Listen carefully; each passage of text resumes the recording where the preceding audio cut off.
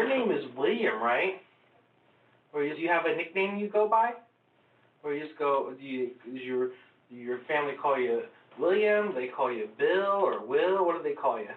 Goofy boy. Goofy boy? All right. So, William, how old are you? 4. You're 4 years old, huh? Can you make me a promise, William?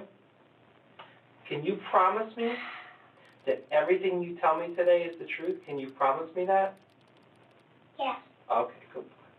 So, something happened tonight at your house, right?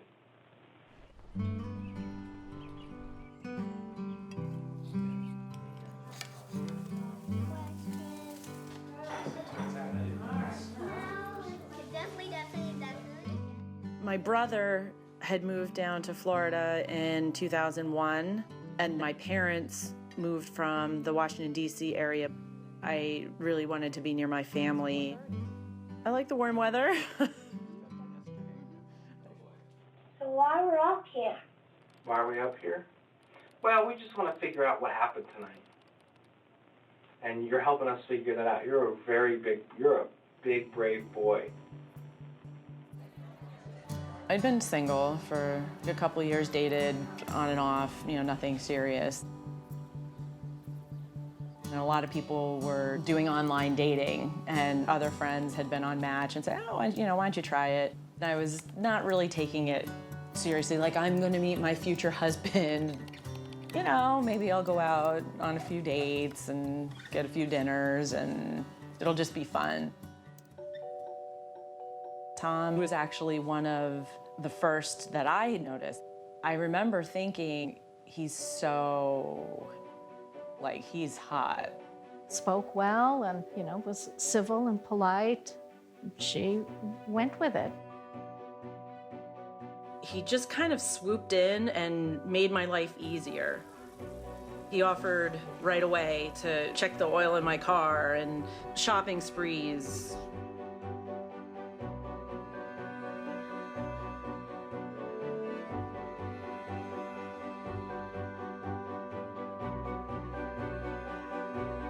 We didn't meet him right away. She, at the time, the proverbial, swept off her feet. There was just too much happening too fast.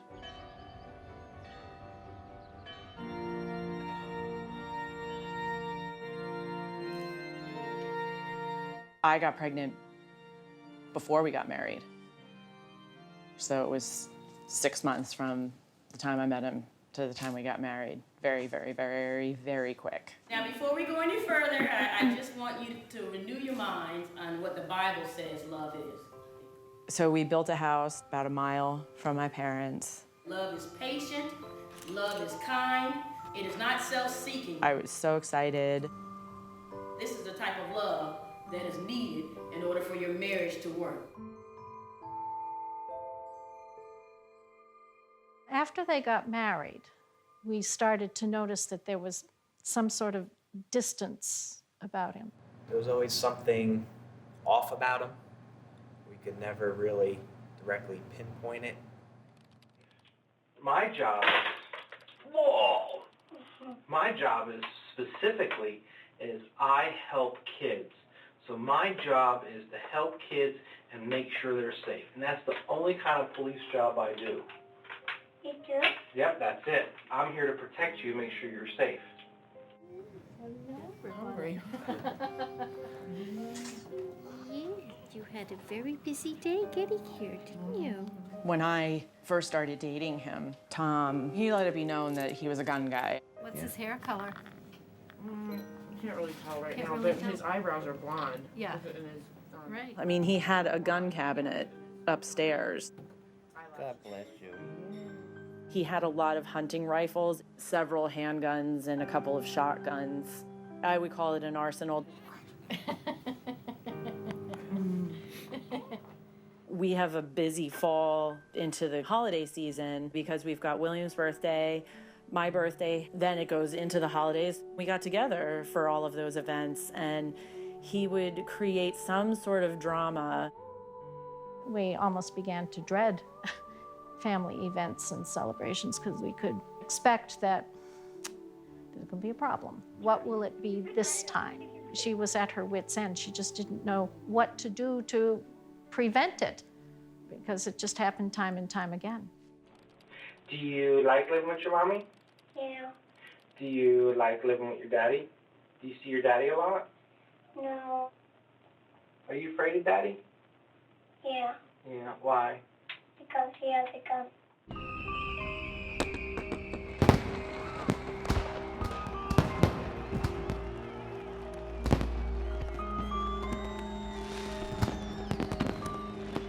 In Florida, on New Year's Eve, a lot of people shoot off fireworks. Our neighbors were having a huge party. He pulled me aside and was like, I went and shot my gun. And I was like, what? Yeah, when the fireworks were going off, I went and shot my gun. I said, where? There's children. And he was like, between the houses, I was shooting at lizards. It escalated to the point where he left the house and then began blowing up my phone with texts and then taking a picture in front of a strip club and saying, oh, I'm so drunk. Oh, there's so many hot women here. 2 in the morning, he comes home. I clearly heard. I ran across the house to the front door, opened the door, and I was running in the streets and calling 911. 911, what is your emergency? I'm on the phone with 911. I kept saying that he has a gun. Our garage door opens, out he walks with William. He got the baby out of the crib and went and got in our car and had Will on his lap and his gun. He had guns. I was screaming, help me.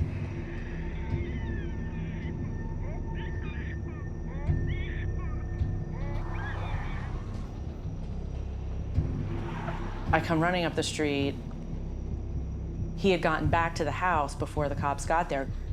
I was just staring at him, and he just stared right back at me, and that look in his eyes, it was like, you're dead. The police said to her in the morning she needed to go get a restraining order. We can't take his guns tonight because we don't have a restraining order. With the restraining order tomorrow, we can come back and we can confiscate the guns he has. Take his guns. That's the most volatile time. That's the most lethal time. I went with Katie to the courthouse to get the restraining order. We got a restraining order and they came and took the guns the next day.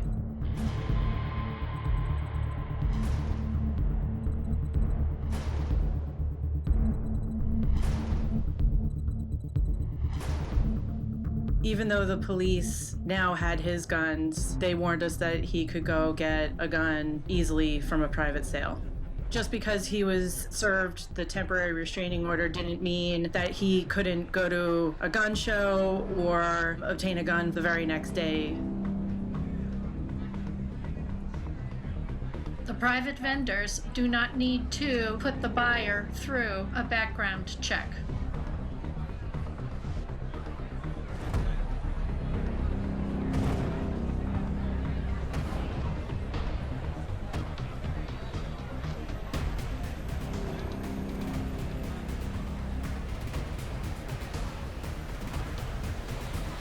It's not a gun show loophole. People keep saying that. It is an individual. I decide I want to sell my gun to a friend of mine. So now you have put an extraordinary burden on me to go out and conduct a background check.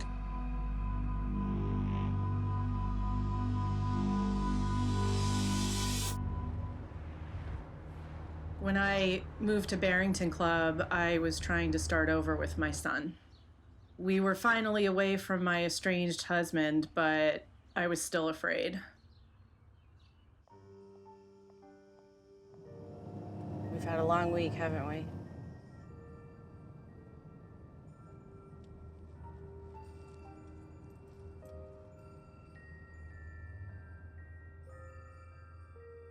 It was a Friday. I had worked all day. Will was at his preschool. Picked him up, went back to the apartment. I had dinner plans that night. Got ready, Go out to the car, and the passenger side, there was a huge slash in the tire. He found me. He found me. Phone rang. Katie said, "Tom found me." I think I got the call just before 8 o'clock. Then I drove to their apartment.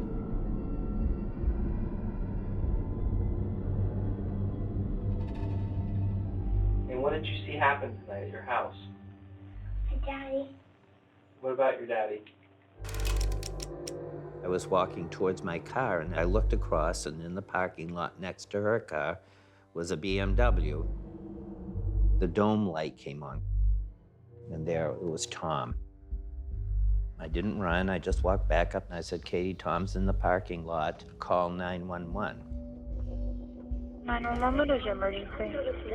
Please, please, I need my estranged husband is here, and he's trying to get into my. Give me your address. Please, listen to me. Please, please. Okay, does he have a gun? Yes. And he was like, was it worth it? Was it worth it, you fucking bitch?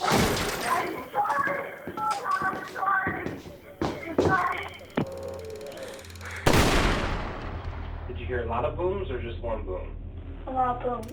The bullets went through everything.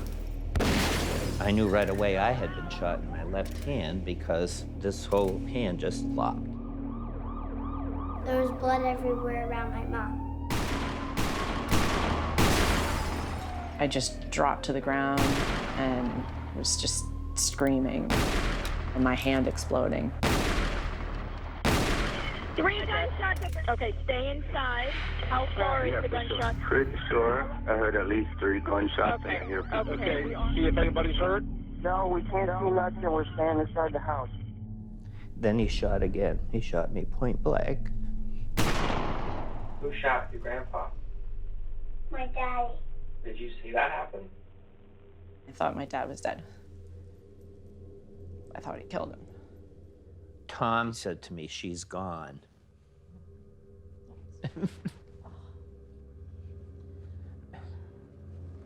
And so I thought,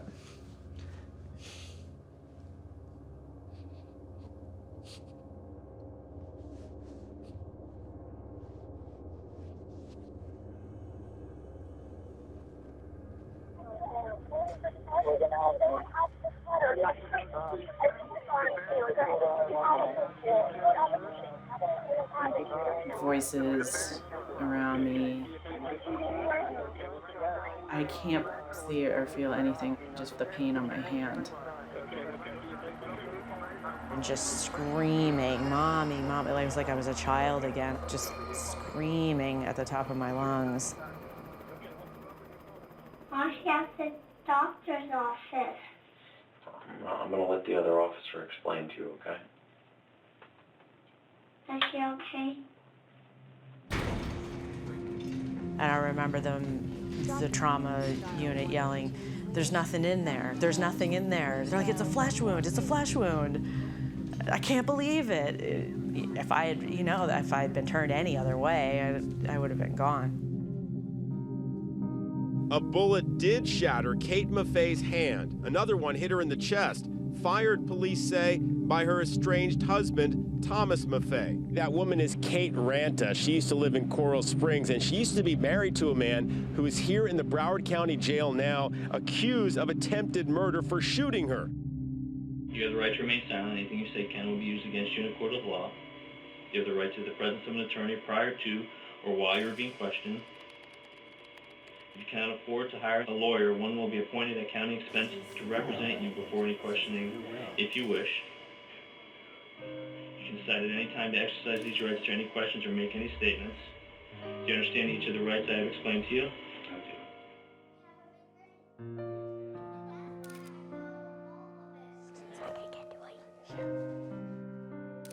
do. This is a story we report too often. Women hurt or killed, their husbands accused of the crime. For the second time in less than a week, a case of domestic violence ends in gunfire. Police say a father killed his wife in front of their children. The gunman's ex-girlfriend James was shot and killed his wife and then turned the gun on himself. He left Alyssa with 2 bullet wounds in the head. Killing the mother of his child while she slept. Shot and killed his estranged girlfriend.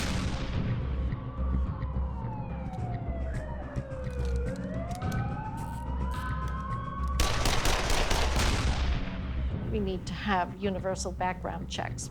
How are you supposed to keep the guns out of convicted abusers or criminals unless you have a background check? There should be background checks so that the public can be protected. We want the federal gun laws on the books right now to be enforced against felons with guns, against drug dealers with guns. And when the NRA stands there and proposes that we just need to keep the guns out of, the criminals and the mentally unstable, well, how can you determine that unless you have background checks? Universal checks is a dishonest premise. Universal background checks is not going to save one life.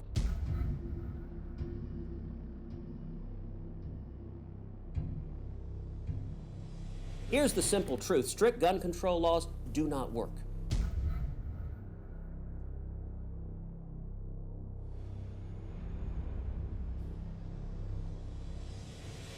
The gun industry would be definitely against all of these proposals because it would diminish their profits. And that's what it's about.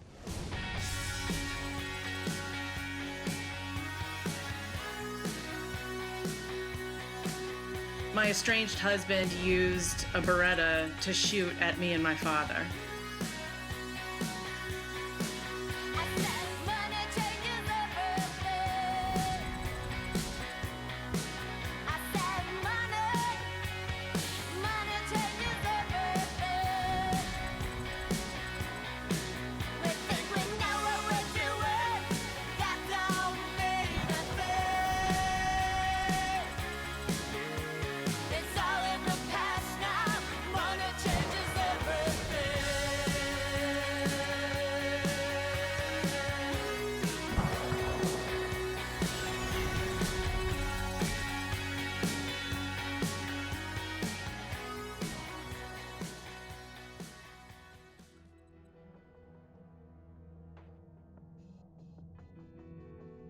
Our goal is to try to raise at least $100,000 a year, every year for the NRA, because they're looking out for us in Congress. I think it's important for everybody to step up and support the NRA. They are our voice.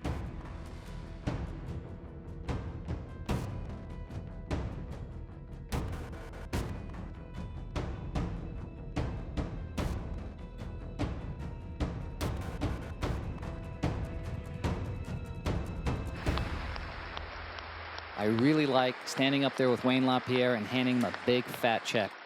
The NRA gave Brenda and I gold jackets because we give them a lot of money. This is a lobby for the gun manufacturers. Why would anyone trust the NRA when the gun companies are paying much of their salaries?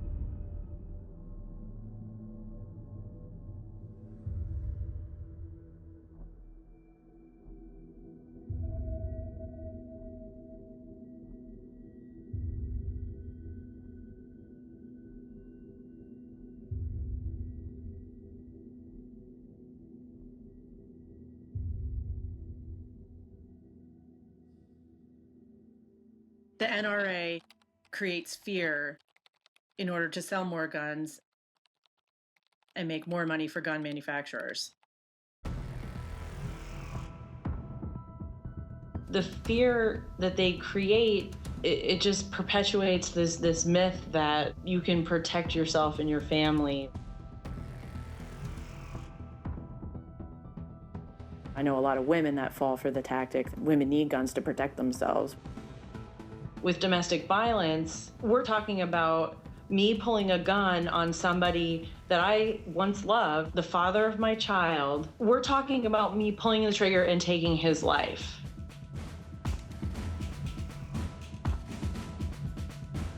I believe we can do more to keep guns out of the hands of dangerous people.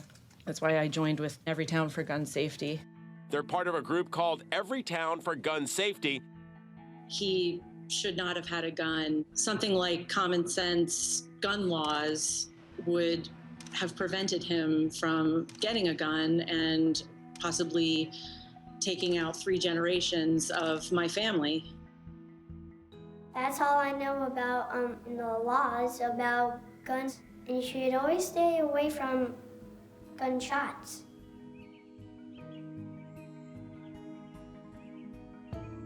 I shouldn't have to live in fear of my life when I go to the mall, when I pick up my grandchildren from school. My safety and the safety of my family is much more important than greed and profits of the NRA and gun companies.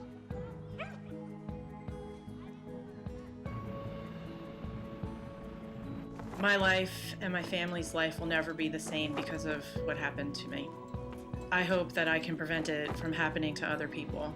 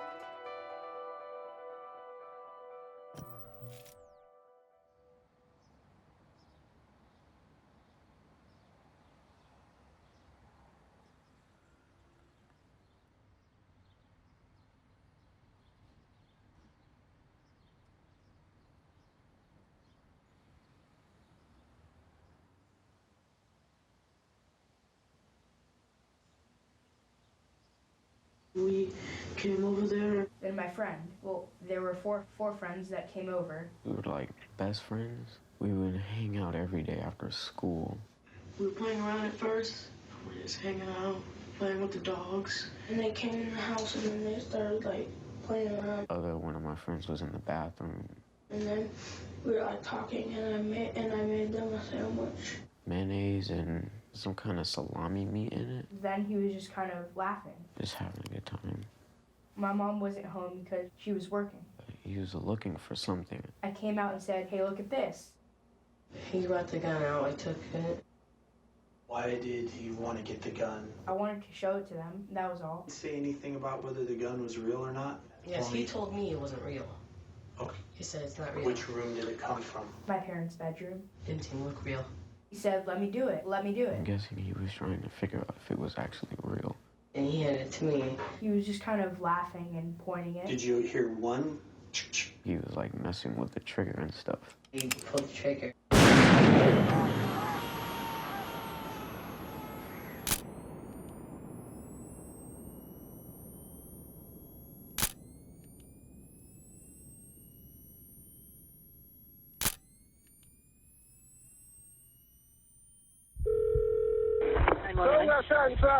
Hello? We were standing right in front of him. He was getting into a car, but he didn't believe me. Yes, I think so. Where are they shot? I've been told they've been shot in the shoulder. Okay, are you with them? I felt like the whole ground was shaking. I didn't know what to do. And what happened after you pulled the trigger?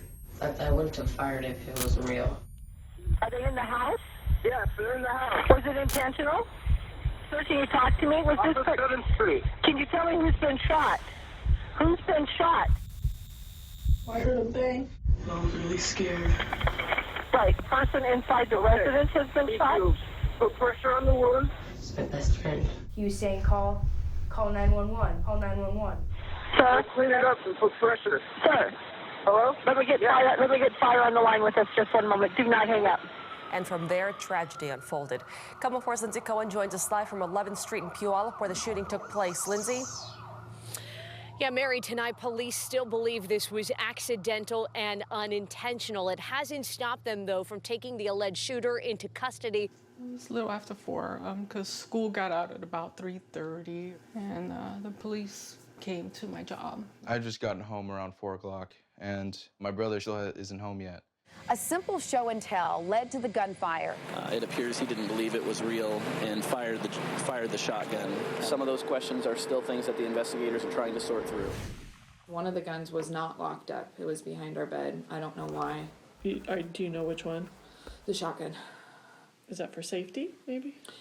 Possibly from my husband's perspective, it was safe. I'm not sure. Okay. I don't know why it wasn't locked up. You didn't know if it was loaded or not? No, I didn't know if it was loaded or not.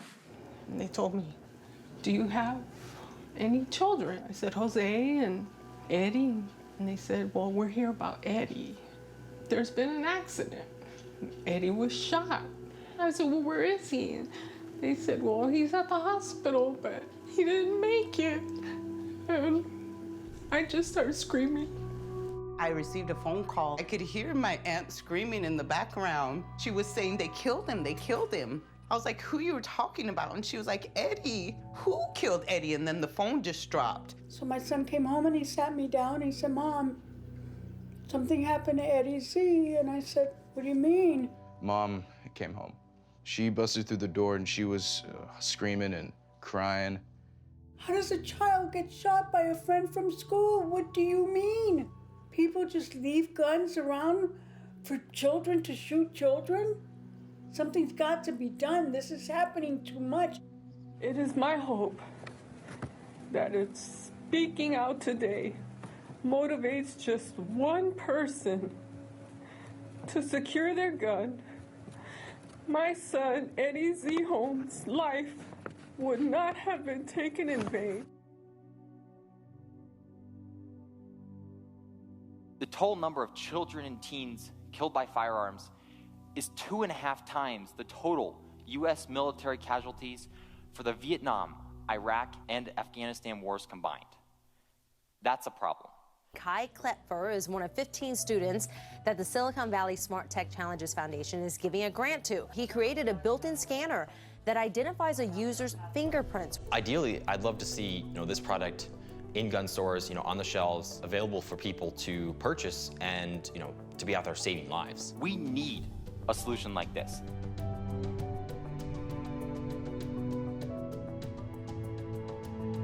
You're looking at a brand new technology that prevents guns from being used against their owner, and it's from a company called TriggerSmart.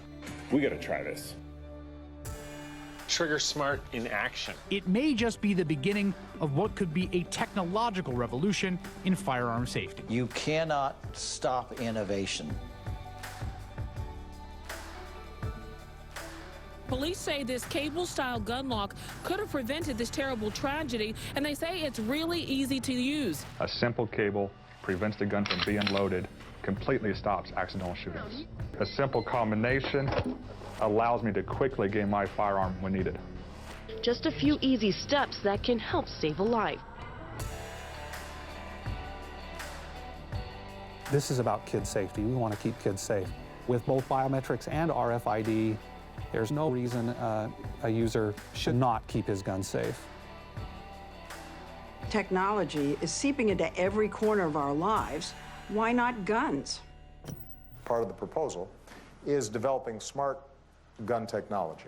It has not been developed primarily because it's been blocked by either the NRA, which are funded by gun manufacturers, or other reasons. And what we proposed was, you know what, we're going to do some of the research. It's something that makes firearms safer with pretty much no downsides. And so I feel like that's something that, the NRA should be in support of. Why they aren't doing research and investing in this baffles me. Our child accident prevention programs are second to none. Trigger locks do not stop gun crimes or accidental shootings. It just is making guns and self-defense and personal protection more costly.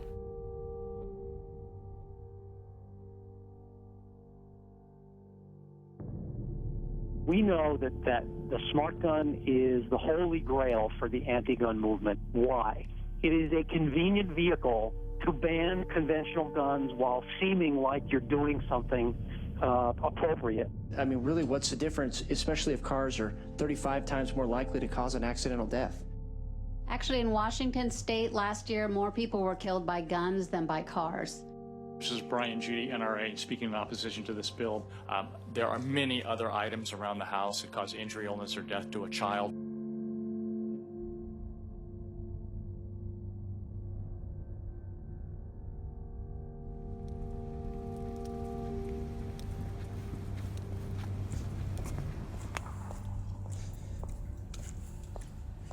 I'm at work, just taking a break, walking. Had a difficult morning. Just everything reminds me of my son.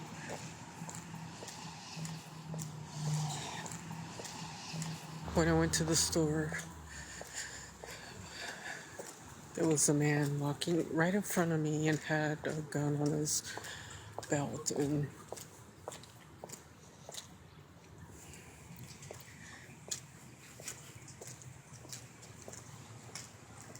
it just really startled me. It just unexpected. It was like just walked in and he was in front of me, and there was kids walking around, and went to the customer service and they called the manager, who said they follow Washington state law and can't do anything about it. We follow Washington state law. I just really miss him.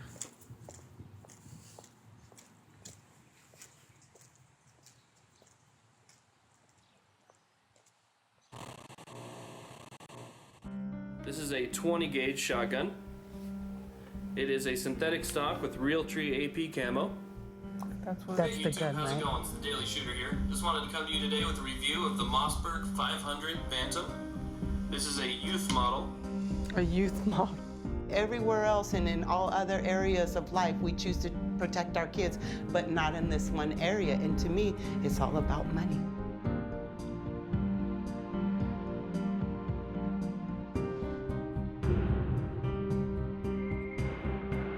And that's just one manufacturer.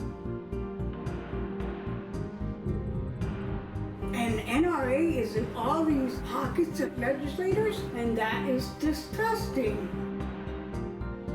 America's merchants of gun death are not concerned about child safety or adult safety or anything other than getting rich.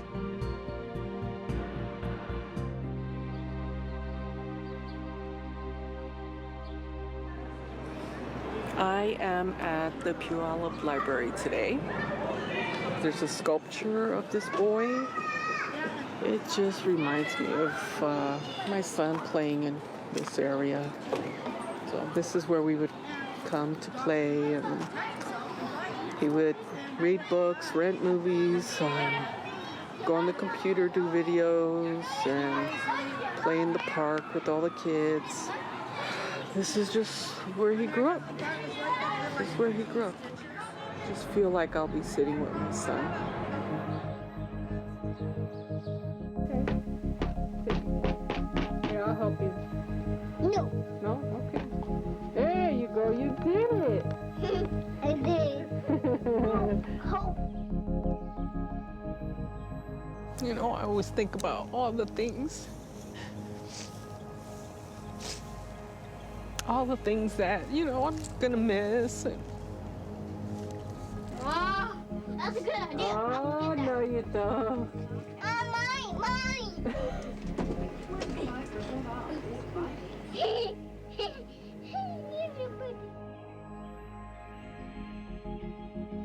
He was a hugger, kisser.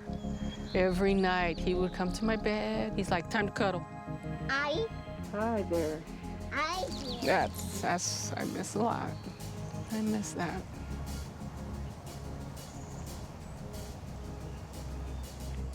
A 2-year-old is dead after finding a gun. And right now, this is not being considered a crime. This is now the third accidental shooting involving a child since Friday. He's already missed 2 birthdays. I'm hoping that kind of makes it real for people. You know, they see he was 13 years old and already 2 birthdays. A split second that forever changes the lives of unsuspecting children who mistake guns for toys. All right, we'll see everybody at the gun show. Nearly half of guns in this country are not locked away properly, and guns accidentally kill kids in the U.S. 10 times more often than any other developed country in the world. It's real people that it's happening to, not just something you hear on the news. Year after year, we see kids get killed, little kids get killed. That you can survive, but we got to do something about it. Hopefully this will get a good message across. I already know of people that now they lock up their guns when they never even thought about it before. Just such a small thing to do to save a life.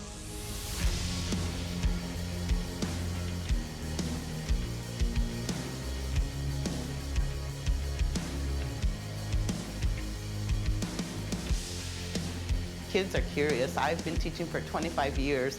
I know the curiosity. And why would we ever blame our children for being who they are? It's our responsibility. It was just unbelievable to me that my son is gone and no one is held accountable.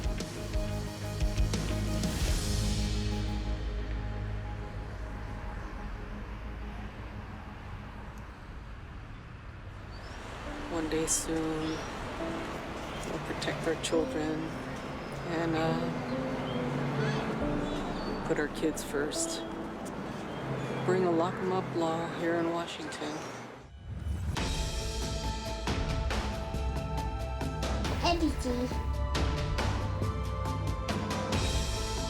Hundreds of kids under the age of 18 are being shot, often by accident. Clear your eyes with conviction. Let them be damned.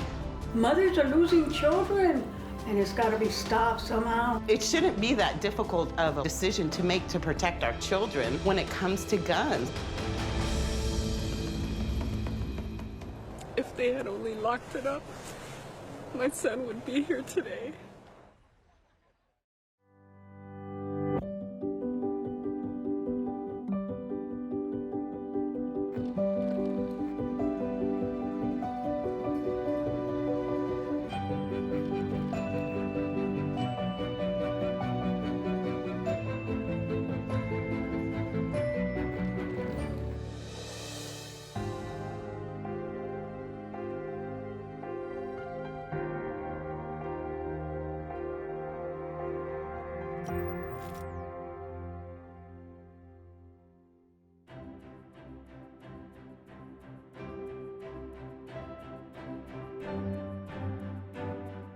Kaylin Pryor was an indisputable rising star. The 20-year-old won a renowned modeling contest. DeMario talked about working in law enforcement. Pendleton was an honor student, a majorette at King, and played on the school's volleyball team. 11-year-old Shemaiah Adams loved to dance, particularly to bop. Decided to go to culinary school following a senior at Urban Prep Academy and on the basketball and track honor roll teams. Student from Perspective IIT We're Academy. just enrolled at Olive Harvey A young man full of promise and potential. Survived 2 tours of duty in Several Iraq. colleges were Was scouting about to him. begin a new job was so Monday. talented. Lived a life of service. My son Terrell was jolly. He loved to tell jokes. Very talented, could sing. His dream was to travel around the world and be this famous gospel bass player. And he was on his way.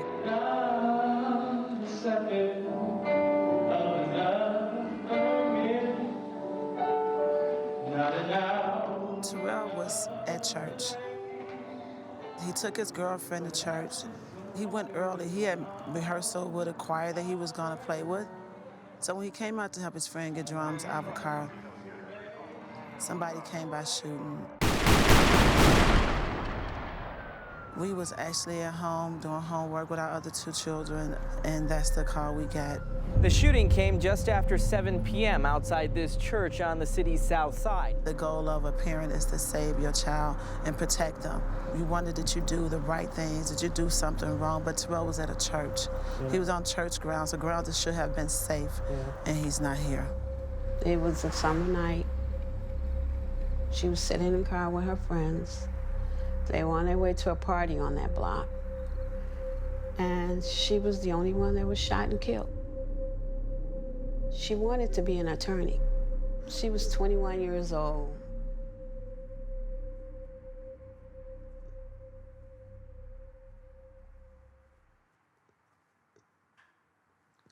Just never knew that the pain was that great.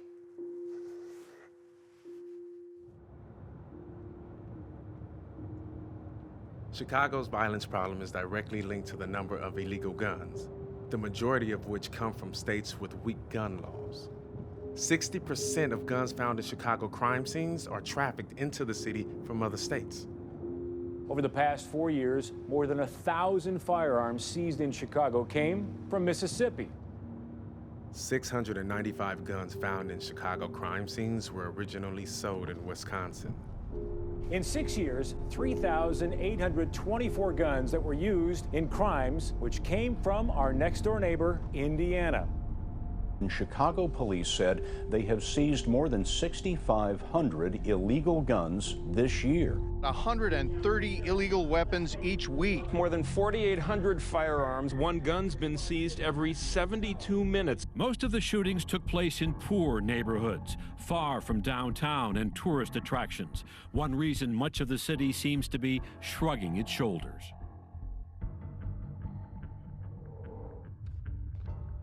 There's more guns in our community than there's books.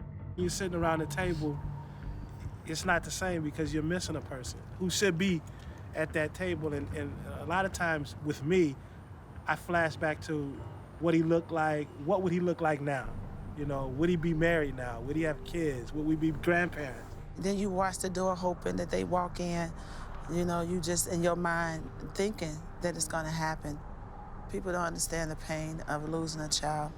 It's a horrible feeling, and you go through depression. So the first year, the pain was so bad, I tried to take my life. I sat in the car, and I let the car run, trying to die from the carbon monoxide. And then for some reason, God must have told me to just stop. I feel for Chicago because it's a bloodbath out here.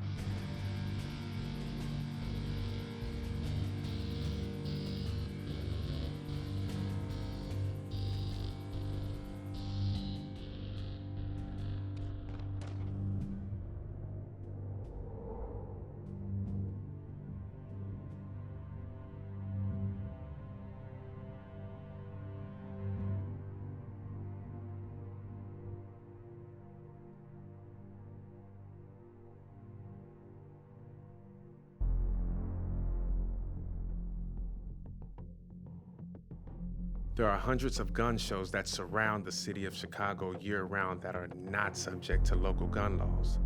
They are a major source of guns found at Chicago crime scenes.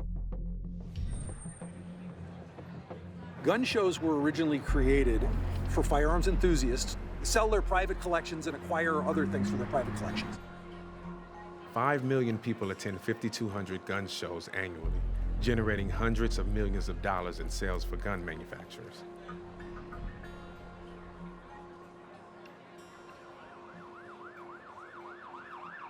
Deontay wasn't a really big outside person. A lot of time I used to fuss on him like, don't you have some friends or something? Go outside sometime. I was at work, then about 11 o'clock, someone started calling me, my phone started ringing, and they were saying that Deontay had got shot. I fainted a couple of times. He asked me what was my son's name, and I told him. And then the first question he said to me, was he in any gangs? I'm like, no, he wasn't in any gangs. And why would you ask that? He's not a gangbanger. In my hospital, 54 kids got shot last year, and they trickled through the news one at a time and then faded out of people's public conscious. Where is that outcry for these kids, right? It's not happening all at once. It's this chronic, steady stream of violence in their lives. And to think about those numbers in those terms, if you shift the way people think about it, maybe they'll get more mad about it.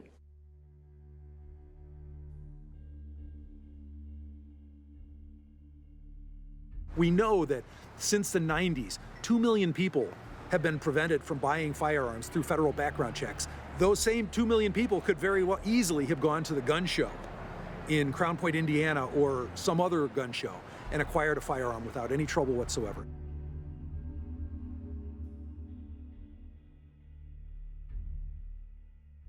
Andrew Holmes is a fixture at crime scenes in Chicago, consoling victims in times of grief. Now, he finds himself on the other side of a story that he knows all too well. My daughter's always calling me. I really thought that call that was coming in was her, and he told me my daughter had been shot.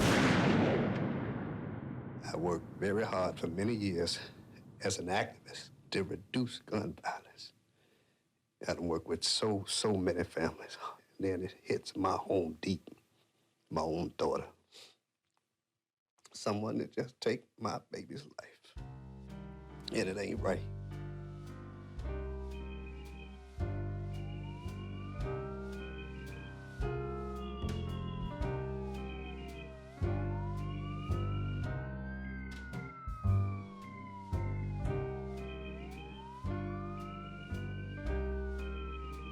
They all know someone who was shot. They all love someone in their family who was shot, or they've personally been shot. What does that do to a community when, okay, you have these 54 kids, but what do their siblings think? What do their parents think? What do their cousins think?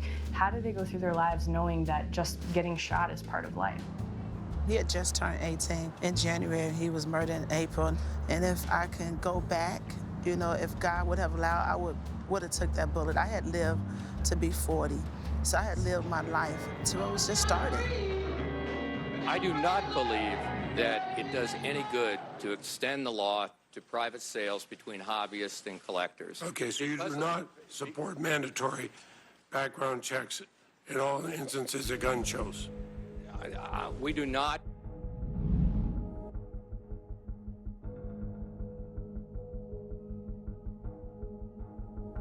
This is an easy hub right here because this is a highway straight to Indiana.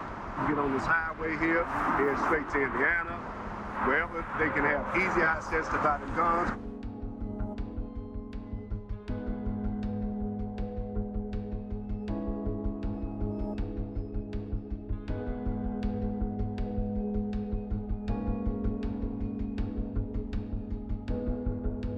The city of Chicago has strong gun control laws, and oftentimes the NRA will point to that as an example and say, see, these things don't work. Why is Chicago dead last in enforcement of the gun laws against gangs with guns, felons with guns? Chicago, where they have a tremendous gun problem, they have the gangs.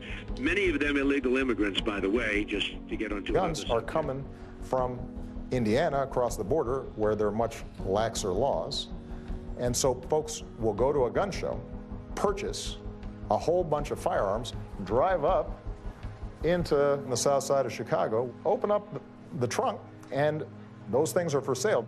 They selling them without background checks, not doing complete paperwork they should be doing. It shouldn't be that easy to buy a gun. I don't need your address. No background check? Nothing. Just show me that you're from Ohio. Okay. Well, that's good about background check because I probably couldn't pass one. I don't care. 40% of gun sales in our country don't require a background check. It's been trivialized by calling it the gun show loophole. It's not only the gun show loophole, it's the internet loophole, it's the newspaper classified loophole. What is the cost to society overall, right? These kids have decades of life ahead of them. What would they have done if they didn't get shot? Or who could they have been if they didn't grow up in a community of violence? Then, of course, there's the city of Chicago. More people killed there last year than American troops killed in Afghanistan. We're going to take you now to Chicago, where this past weekend at least 52 people were shot, 8 of them killed, in a wave of violence across the city. We are hearing about shootings, it seems, daily. An 11-year-old girl shot in the head by a stray bullet died this morning. The honor roll student gunned down while walking with friends. 17-year-old was shot in the chest and killed last night. Another violent weekend here in Chicago. 3-year-old including a 1-year-old girl gunned down in a weekend of violence. 4 children was the innocent victim of a drive-by shooting. Good evening, everyone. At least 5 people have been killed by gunfire this holiday weekend, 13 more wounded. He had told me that he wanted his mom to have a pendant for Mother's Day because she had just been promoted to lieutenant with the Chicago Fire Department. She had just started riding the bus frequently after school. Being the only child and everything, he loved school because he made so many friends. Michael Pace, he planted his body next to this wall. and he waited for some people to get on the bus ahead of him, and he got on with a .40 caliber semi-automatic firearm, and he fired several shots. A breaking news story on Chicago's far south side. 5 people are shot. Many of the bus passengers, we're told, were ducking behind the seats. Others were screaming for help. All of the victims are juveniles. His body was still a little warm. And I said, man, you know, I said, I just talked to you yesterday. I just talked to you 24 hours ago. I always thought I put the right protective barriers around them, being an involved parent. He was a wonderful, wonderful son. That's right. He was a good kid. In that morning, the phone rang, and I said, I'm not getting it because the kids, you know, they was like, Mom, you need to get away. So I said, no, they keep on calling, something ain't right. So I answered the phone. My mother said, Jeffrey, they said he's dead. I said, who, his dad? Who? They said, the son, the junior. And I said, please tell me this is not true. This can't be true. And they said, yes, it is. And I fainted. I couldn't deal with it. I just wanted to kill myself, just take my life. Because I want all my kids there, all of them. And it's sad when somebody take your child away. Who is them to? Top student in his class. His famous words was, he's about to take over the world. A man waits all his life for his son to get grown so you can have that conversation where you can talk, speak man to man to your son, and now he's gone. It's just snatched away. I didn't speak, I didn't move of anything, It's moaned like a wounded animal. You don't want to get up, your heart feel like somebody just ripping it apart. Just a terrible thing for any mother to lose their child. That's pain that you never, ever get over. No mother should ever bury a child. Our children are supposed to bury us. And going through it, I feel for every mother. How many kids have to die? African Americans and Latinos, they don't manufacture, they don't make guns. So how are they getting into the community? Follow the money to figure out whether the industry has anything to do with the flood of guns that hits our streets every year.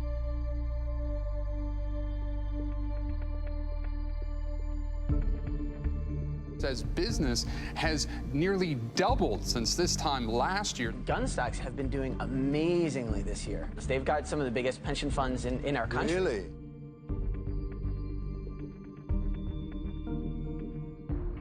And every day you try to move forward and you turn on the TV and you see young kids, the age of 9, you're back where you started. It's just crazy in Chicago right now. And the NRA, they don't care. They just want to make their money. The pain is 9 years for us. It'll be 10 next year. The pain do not change. It don't go away. You just learn how to put your front face on and keep it moving. We went to Springfield and we was talking to the representatives, and we had Todd there from the NRA. And we was explaining, our children, we don't have our babies. And he was like, well, we need money. We need jobs, we need money. So I get it that the NRA, they don't care about our children's lives. They scare Americans into saying, okay, you better go buy your guns because you're gonna have laws that's gonna keep guns out of your hands. No, that's not true. They know it's not true.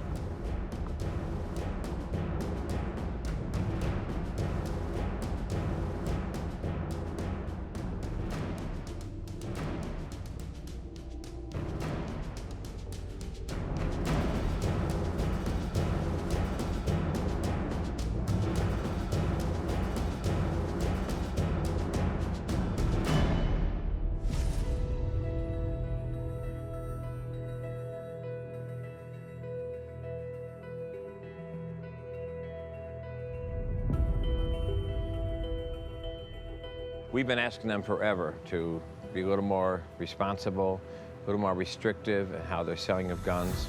And they just ignore us because it's a money issue. It's all about money. And the villages really have left them alone because it's a big tax base.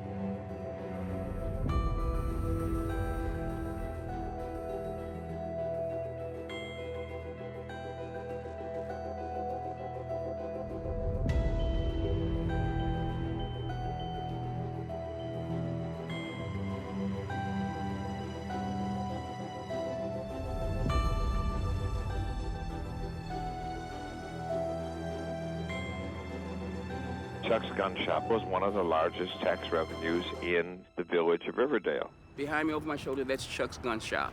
It is so close. You can literally walk from here to the Chicago border on the south side of Chicago right now. In Chicago, you can't have a gun store, but here on the outside, it's legal to have a gun store.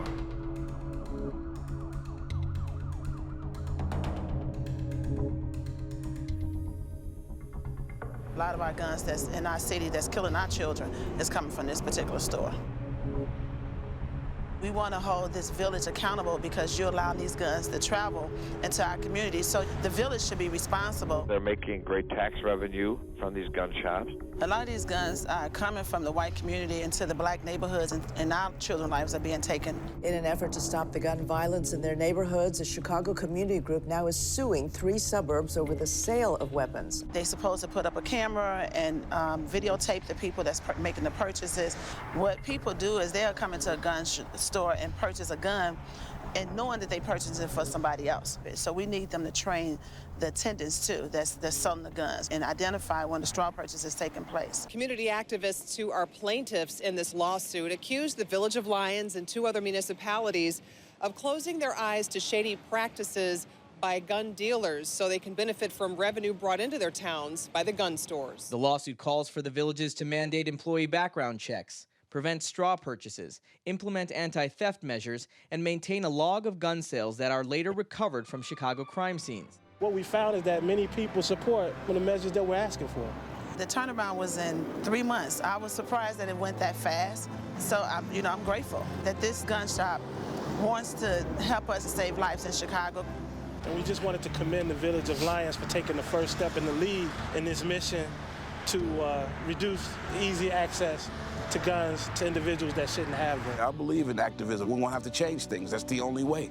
They shut down State Street for a time, marching with a message. Oh, these guns gotta go! Stop selling guns that kill our kids! Something has to be done. They should want to change the laws. I mean, everything shouldn't be about money. What do you want? When do you want it? Louder!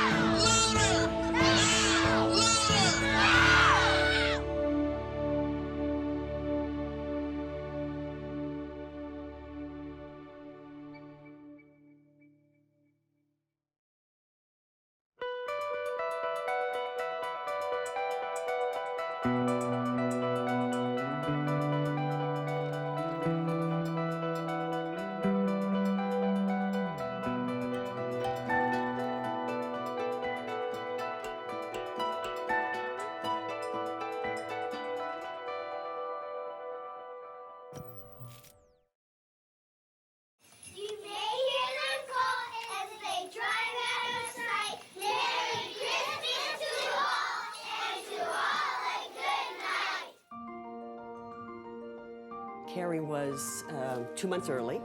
They didn't give him a whole lot of hope, and he just blew everybody away. Sarah started dancing when she was 4. He had a skipping phase where he just skipped everywhere he went. She also did a lot of theater. I think her first role might have been in Annie. She was a little girl that said, "Oh my goodness, oh my goodness." Harry wanted comic books. They're not comic books, Mom, they're graphic novels. She was in 5th or 6th grade when she expressed her real love of science and research from that early on. He was the sweetest little boy in the world. I'm not saying he was perfect, but he was pretty darn close. But I'm the mother.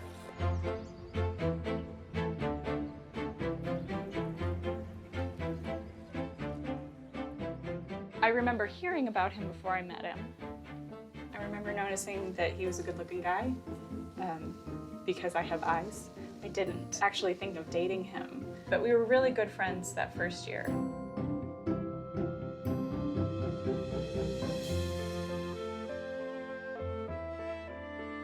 I remember talking to a friend of mine and saying, "Gosh, it's hard to meet a decent guy." And she was like, "Well, we should just fix each other up." And I was like, "Oh, you should go out with this guy I know. He's such a sweetheart." And she looked at me and she was like, "Well, that would be pointless." And I was like, "Why? He's great. You're great. Like, what's the big deal?" And she was like, "Sarah, he's already in love with you." And I was like, no, that's not true. But she was right.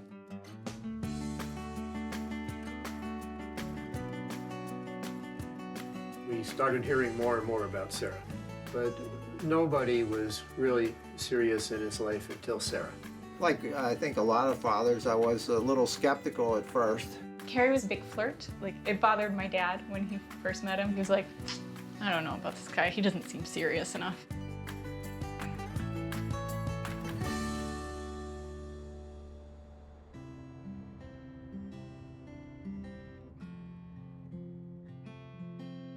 Friends of his from high school were getting married, so we were going to Albuquerque. I've never been to New Mexico. Worst case scenario, I see a new state. Best case scenario, something happens. We went to the wedding and then we drove up to Taos. We got up there and we hiked around and we went to dinner. It was sunset in the desert, which is gorgeous. He had arranged for us to stay in a teepee. And we walked up to it and it was glowing. And I thought, well, that's strange. He pulled back the flap to the teepee for me, and I stepped in. There were rose petals and candles everywhere. And I turned around and I gasped because he was down on one knee and he asked me to marry him. And I burst into tears and said yes. And that was how he proposed.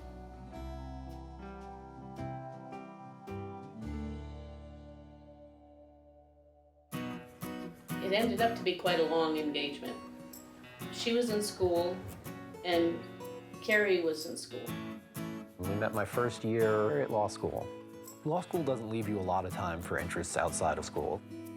Carrie and I would get together for geek nights as sort of stress relief during the school year. We would watch Star Trek, Buffy, the Vampire Slayer, Galaxy Quest. We watched that one. He had an engagement ring that he wore with Sarah's birthstone in it.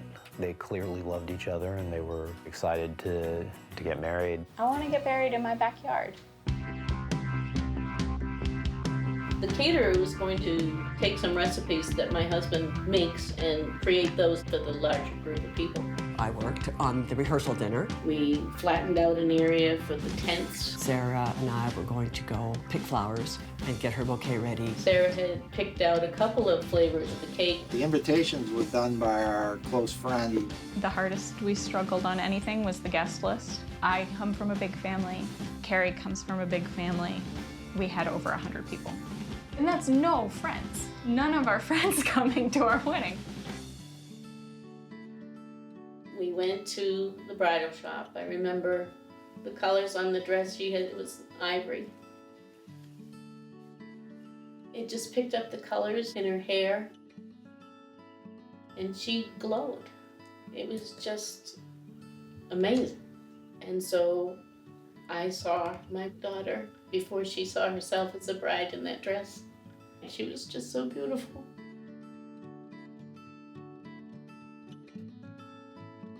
He started having problems in his wrist, and at first I thought it was just a lot of typing and things that he was doing for law school, and it was getting progressively worse. The pain that he was in was nerve pain that was unremitting, and nobody could tell him what was wrong. He had to wear sweatpants. He couldn't operate a zipper, he couldn't operate a snap. He had to wear Velcro shoes. Waiting is sometimes the hardest part when you're really not feeling well and you don't know why. He was just going to fly home to Albuquerque because his dad's a doctor. It was just going to be easier to get them treated. I remember him talking about dancing at the wedding, and he wouldn't be able to dance at the wedding. And Sarah said, I'll dance with you in a wheelchair. It doesn't matter to me. There was talk of doing some treatment down in New Mexico, and that was part of the reason for going there during the summer. We were over at his apartment, loading up the moving van with all his possessions. He mentioned that we might meet up for dinner and have, you know, a last meal, and then he'd fly off. And he called his dad for Father's Day.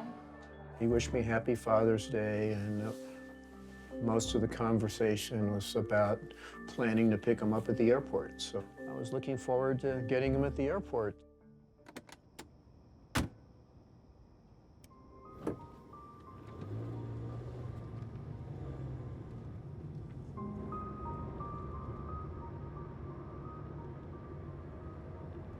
Sarah either called or texted and asked if I had heard from Carrie because he hadn't arrived on his flight.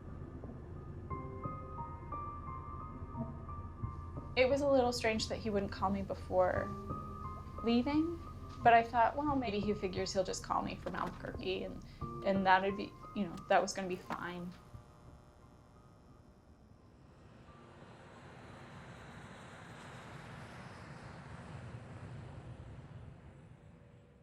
Darcy called me and said that Kerry missed his flight and nobody had heard from him since the night before.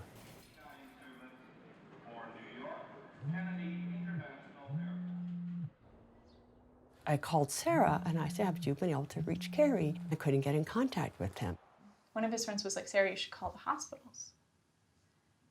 And I called the airport instead because I didn't want to call the hospital, because I wanted him to be at the airport. You know, maybe he woke up late and had to run off to the airport and didn't get a chance to call people. So I told Jordan I was on my way over to Carrie's place, and Jordan said that he would meet me over there. We were knocking on Carrie's door, not getting any answer. And then we kind of walked around the apartment, looked in the window. You couldn't really see over into the bedroom. We circled around the other side and were looking in the living room. And the blinds were cracked open a little bit. And I could see Carrie laying on the floor. And I heard Jordan yell, I can see him. And I came around the living room side and you could see Carrie's feet and legs. So we ran over to the apartment managers to have somebody let us into the apartment. The manager went in and Jordan went in behind him. Jordan told me not to go in. The look on Jordan's face, he was white as a sheet.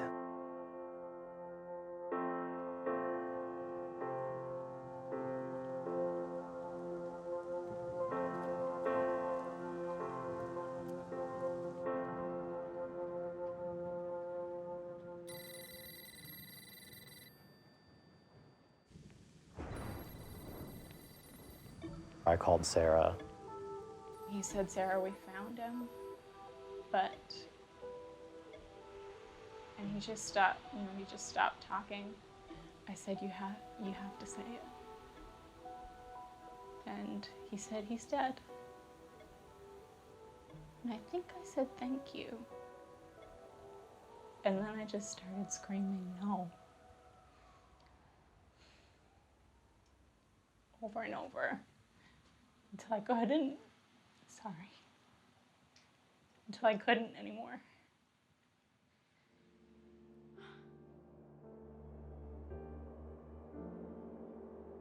My phone rang. And it was Sarah, and she was hysterical. She said, Mom, he's gone. He's gone. She said, Carrie's gone. And she was so far away. And I couldn't be there. I was down here working. I'll never forget it. And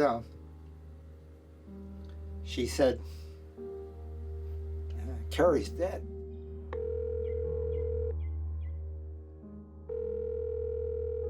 Then I heard Carrie's mom screaming in the background.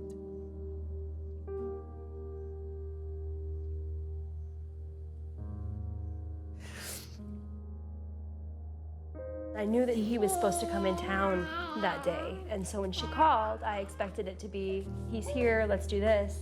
I remember driving to my parents' house on the way to talk to them, and I knew at that point that something had happened to my brother, but I didn't know what it was.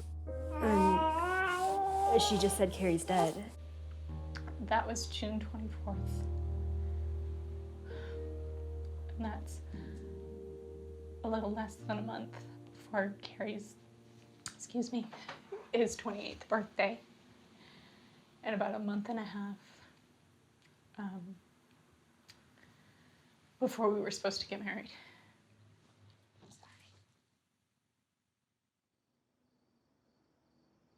Wondered if he'd had some accident or somebody had broken into his apartment and he'd been murdered. I expected a car crash or a plane crash or something. I figured maybe he was sick. You know, I don't think it was until the police told me that he'd shot himself that I would have ever believed it. And I remember saying, like, are we sure? Are we sure that's what happened? Like, maybe somebody broke into his house and made it look that way, but it can't be this. It didn't make sense. It didn't fit. It wasn't Gary. I couldn't believe it. Never in a million years would I have seen Gary doing something like that. My parents told me he killed himself. I just remember crumpling to the floor in my mom's kitchen in disbelief. Nobody saw it coming. I remember another one of Carrie's friends telling me that it was a gun. How did he get a gun? And then I realized that's a really stupid question. Anybody can get a gun. He didn't do anything illegal to get it. Nobody broke any laws. There was no reason legally why Carrie shouldn't have a gun, except for that he was in extreme emotional and physical distress. I grew up in a rural community. I grew up with people where hunting is a way of life, where, you know, kids get their first gun at a young age. And every responsible gun owner I know will tell you that not everybody should have a gun. I was so angry at how easy it is to get a gun. You have to get a license for your dog. You have to get a title to have a house. Certainly something that could kill somebody in a split second. There should be some kind of regulation. If lettuce makes you sick, you can sue the lettuce companies. If your car doesn't work the way it should be, you can sue car companies. If you or a loved one is harmed by a gun, you have no legal recourse because that's the way they want it. Just the same as if there were a disease, guns should be a public health issue. If I could help to prevent anybody else from doing this, I wanted to do what I could. This is a medical issue. It's a public health issue. The public isn't safe. It's not just us. It's not just Carrie. It's an epidemic, really. A man legally buys a gun in a pawn shop in Oklahoma City Monday morning. Moments later, he used that very same gun to kill himself. Billings police are investigating a shooting at the Billings West End Walmart. Matt Warren committed suicide. Police believe he shot and killed himself. Took his own life in 2008. Suicide by shooting himself Hours in the head. after purchasing a gun. Every year, gun suicides consistently outnumber gun homicides by about 50%. Suicide is an impulse. It's a decision taken in a really dire circumstance that almost always resolves. If there had been a waiting period of 2 days, 3 days, all those people who were missing him when they couldn't get in touch with him would have found him. Local officials are contemplating a new law that will require a 24-hour waiting period to force people to, quote-unquote, think before they ink. If he had waited 3 days, he'd be here.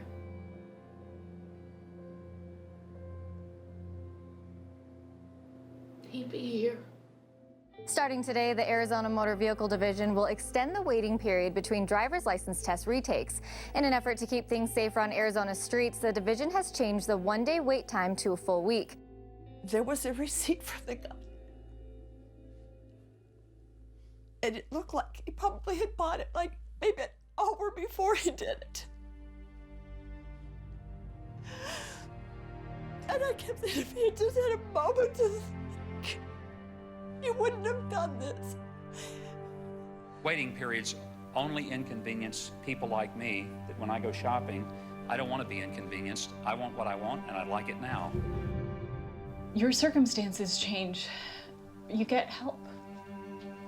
And giving people the chance to get help makes a huge difference.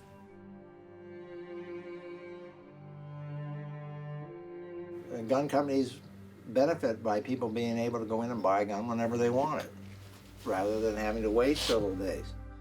I have opposed waiting periods for gun purchases.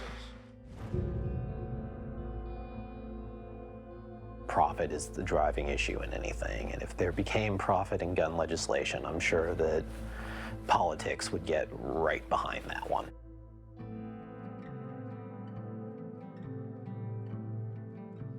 Gun companies want to sell guns. That's what they're in business to do. And they profit enormously from this whole business.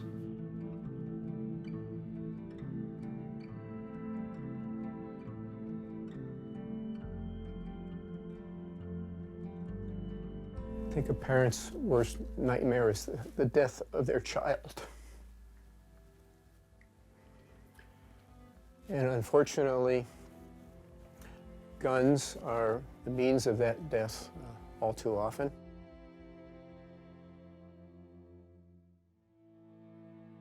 I haven't been able to go back to my office. I can't walk in it.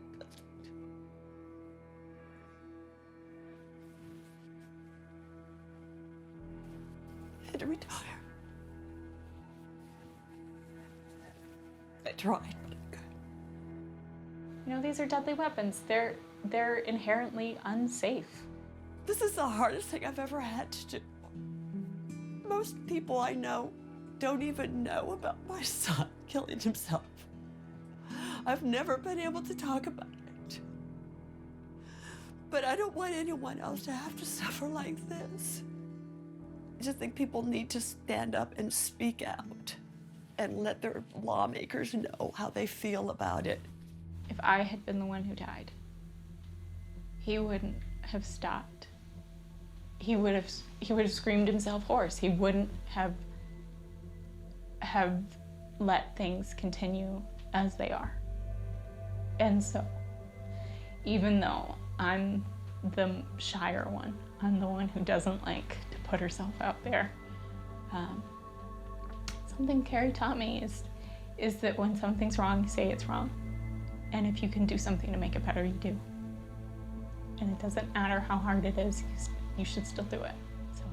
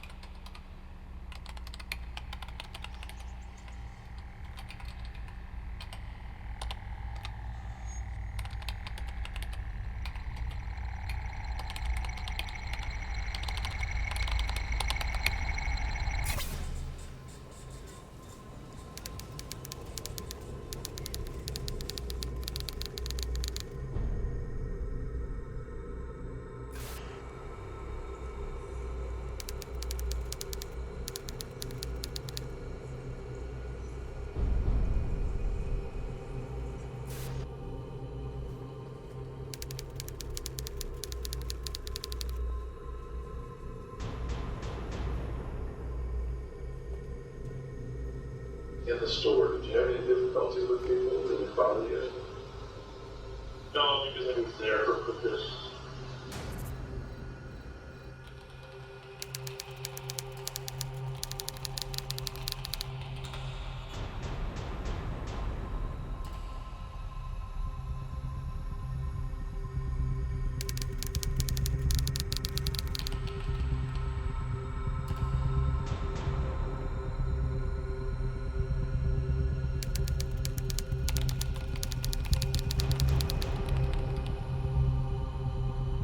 How much ammunition did you buy at the time?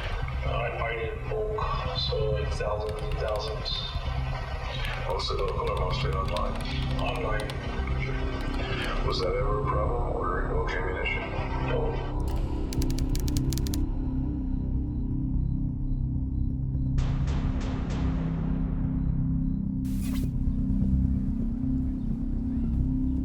I could buy all that stuff, and nobody would notice that it's dangerous. That it's a lot.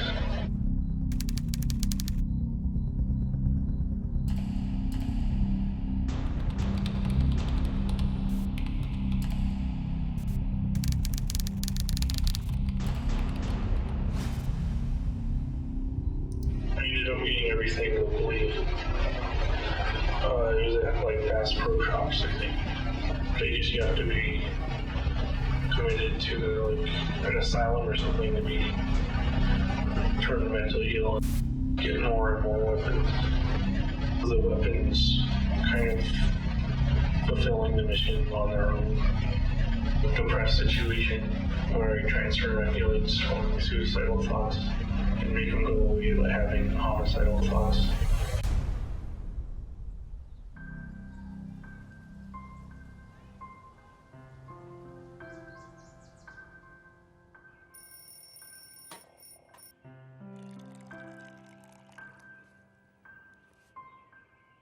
I usually work like the 10 to 4 shift, the opening of the restaurant, so I'm the first server on to get everything ready. Being 9 months pregnant, it was exhausting, but I pushed through, especially knowing we were going to a midnight showing.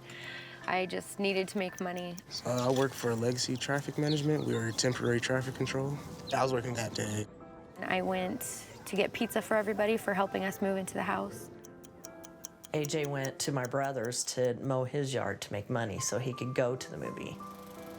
I've been a police officer for over 32 years. I come home. He said, hey, thanks for mowing the yard. She says, well, you can thank your nephew, AJ. He came over and mowed him. I said, well, how much did you pay him? She says, $40. I said, 40 bucks? I'll mow it for $40, for gosh sakes. That night at Hula, it was the first time we were gonna dance Fire Point. I'd messaged him like, come over and watch this is so cool. And He said he was gonna go watch Hula before they went to the movie. So I said, all right, you know, I love you. And then he left.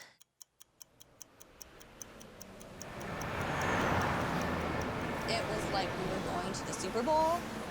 We were so excited to see this movie. I was going there to meet my friends from Red Robin, and I brought my 2 children with me. Picked up my friend Ryan. From there, we drove to the movie theater.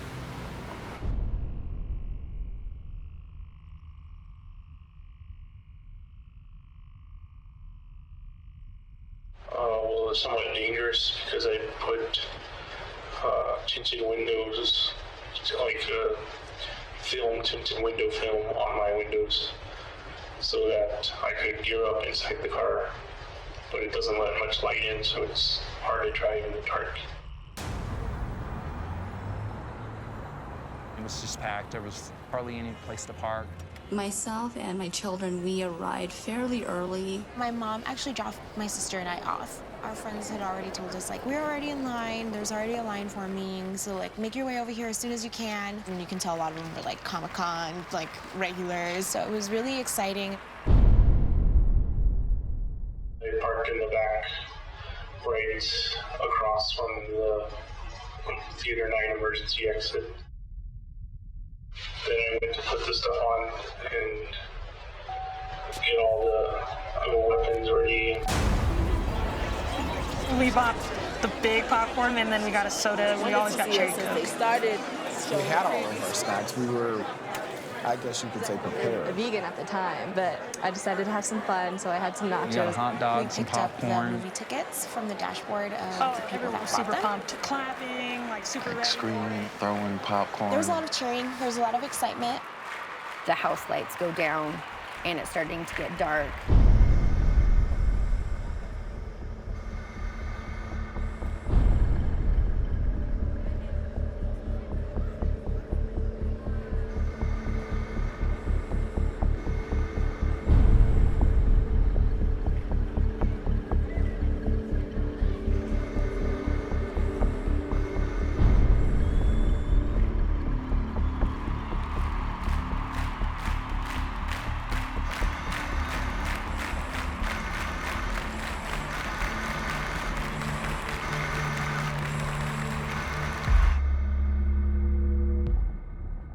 It finally starts, and I actually remember having to slow my breathing because I was really pumped up and excited for what was to come.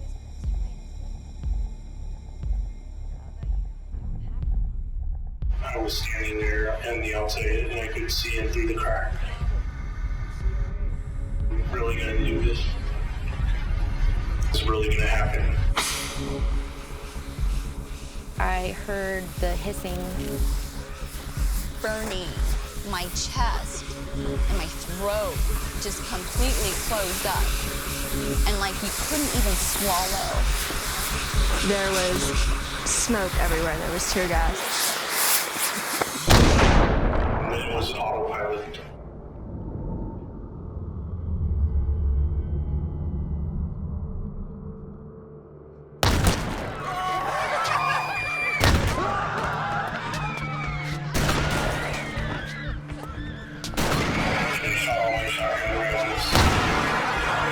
Tossing on the floor.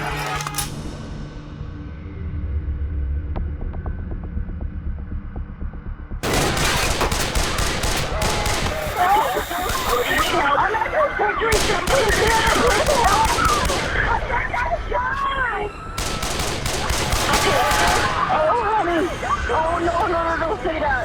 Honey, hang on. It was the most horrific thing I'd ever seen. I'm fucking 17.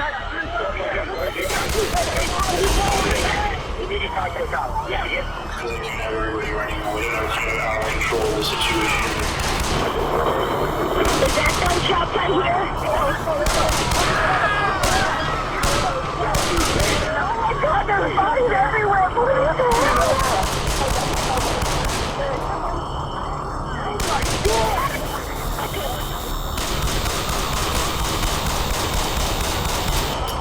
The AR-15 is jamming. I wanted to fix the AR-15. I had probably 100 to 200 rounds maybe left. Once I couldn't fix it, I kind of left. And then they tossed down the AR-15.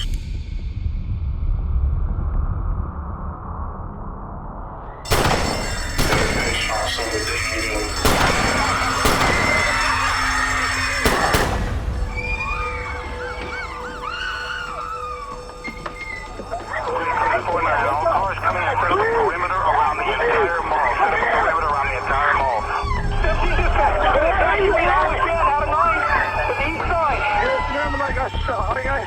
You were hit. Do not hang up. Sir, do not hang up. I need to bring Aurora on the phone, okay? Do not hang up. Yes, ma'am.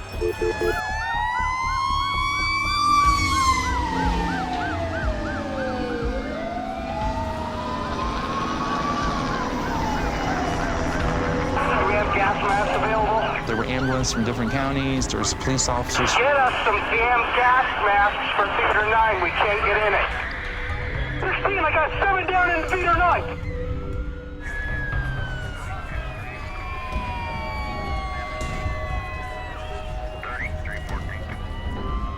There was so much blood. 25, just notify all the hospitals. We got people coming in. I've got a child victim. I need rescue at the back door of Theater 9 now. Back door of Theater 9 will start up. To update you on the situation, if you're just now joining us, at least 14 dead, 50 injured. A lot of those injuries are severe.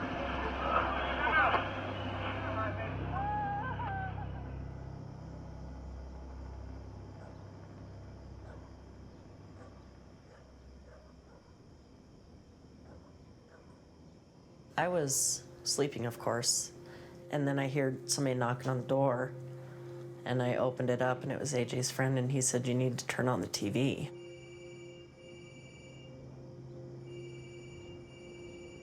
I was sleeping. Phone rang about 2:30, and it's Teresa. She's screaming on the phone. She said, "I don't know where he is." I said, "Who? What are you talking about?" She said, "AJ." I said, "He's at the movies." She says, no, I don't know where he is. I don't know where he is. She says, I don't know where he is. I can't get a hold of him. So what are you talking about? She said, turn the TV on. We just pulled up straight to the emergency doors. They saw my face all bloody and me being pregnant and Bryson saying there was a shooting at the theater. We need help, she's pregnant.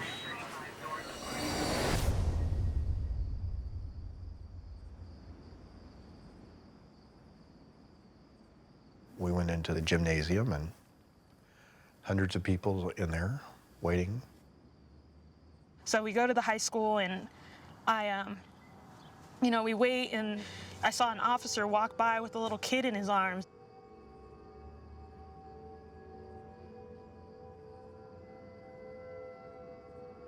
La Samoa, which is AJ's girlfriend, she still had AJ's blood on her when we saw her.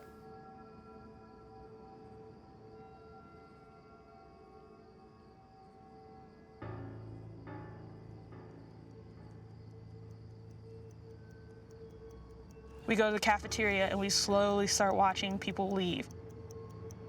So we waited and we waited and waited and waited.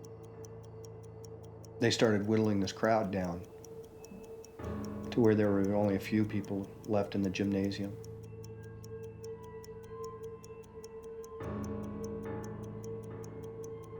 And so we stayed there the whole 18 hours.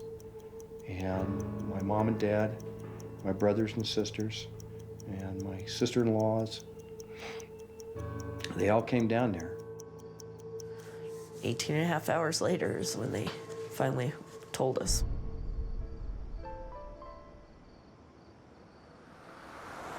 I started screaming and I sat down in the middle of the floor and I just screamed.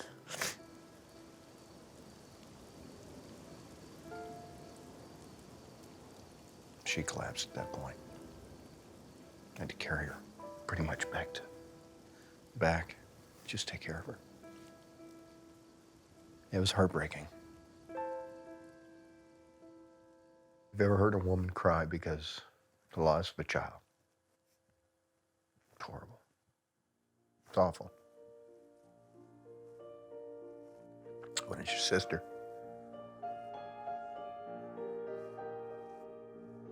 It makes it worse.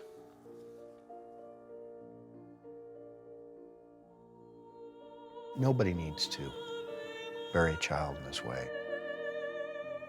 The horrific and devastating effects on our family, and continue to be, and will always be part of our family.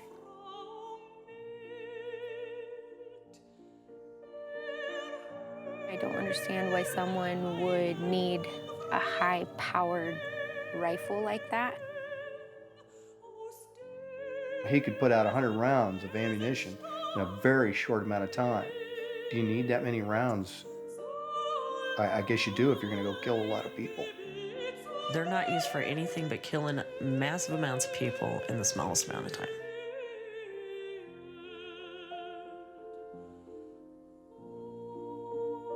If they had something in place where a red flag would go off when you buy X amount of bullets or X amount of guns, then maybe we could have saved more people.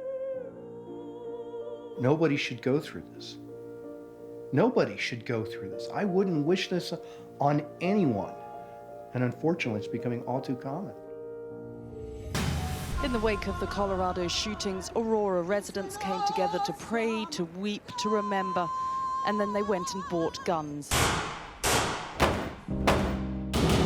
Gun sales rise after mass shootings. It happens after the shooting rampage in Aurora, Colorado. Gun sales are rising across the country, and so is the stock price of America's biggest gun makers. The numbers are driven by a basic emotion: fear. Fear sells. The fear that's sold in our communities. I use firearms in my daily job, and I can tell you this, these guys are making a lot of money every time one of these incidents happens.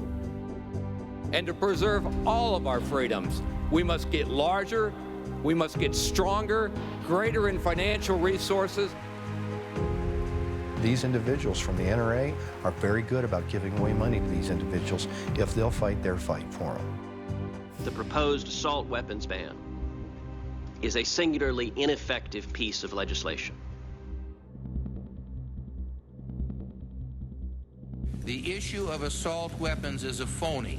It's purely emotional and designed to do nothing but frighten the American people. There was a big hubbub about assault-style rifles, and actually what it was just the cosmetic look of those guns. You don't hunt with an AK-47. You don't go hunting with an AR-15 unless you're hunting humans.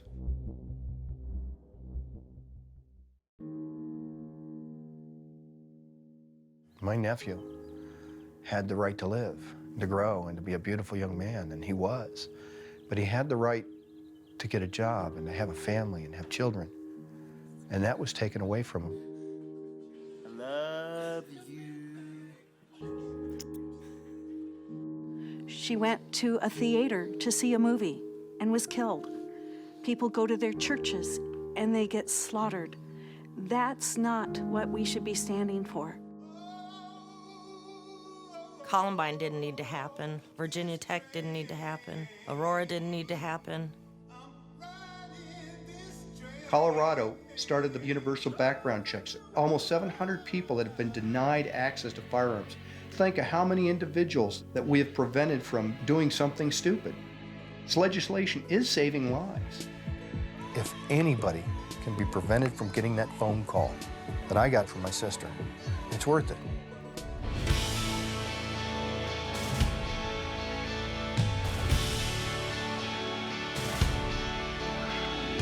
We've had so many issues over the years, so many killings, and for us just to say we're not going to do anything is unacceptable.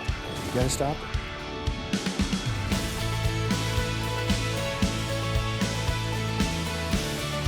We can't do this alone. We all have to work towards this common goal of stopping the madness. Today is the day, and now is the time. Thunder's rolling down this track.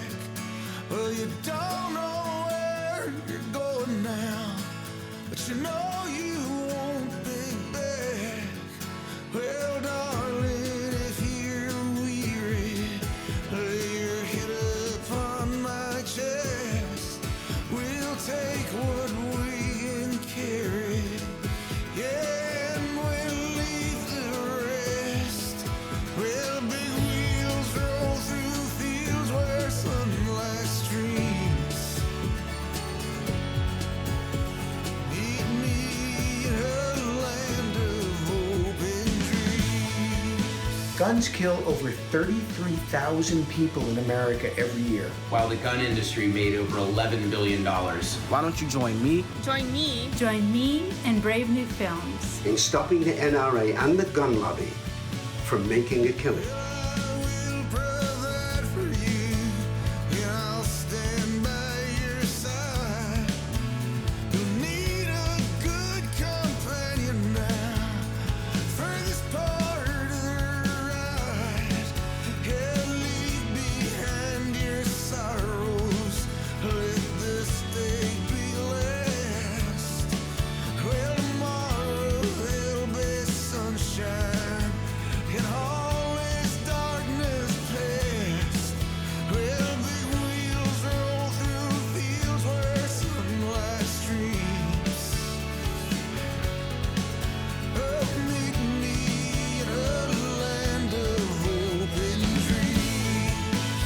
The overwhelming majority of Americans agree with common sense reforms, but too many members of Congress remain in the pocket of the gun lobby, and that has got to change.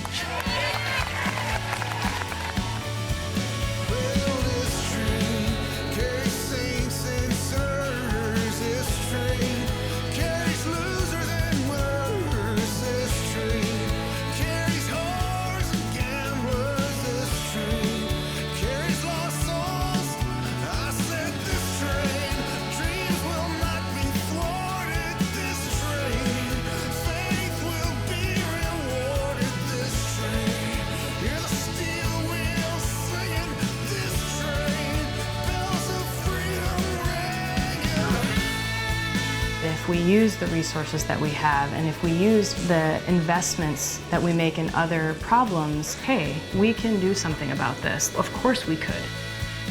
What about the freedom for all of us to live in an America that's not under the threat of gun violence every single day? We cannot wait for another tragedy before we act. We need people to stand up, to talk to your friends, to build an army of activists that sends the message across our country. We can do it together. This is our movement. This is our time.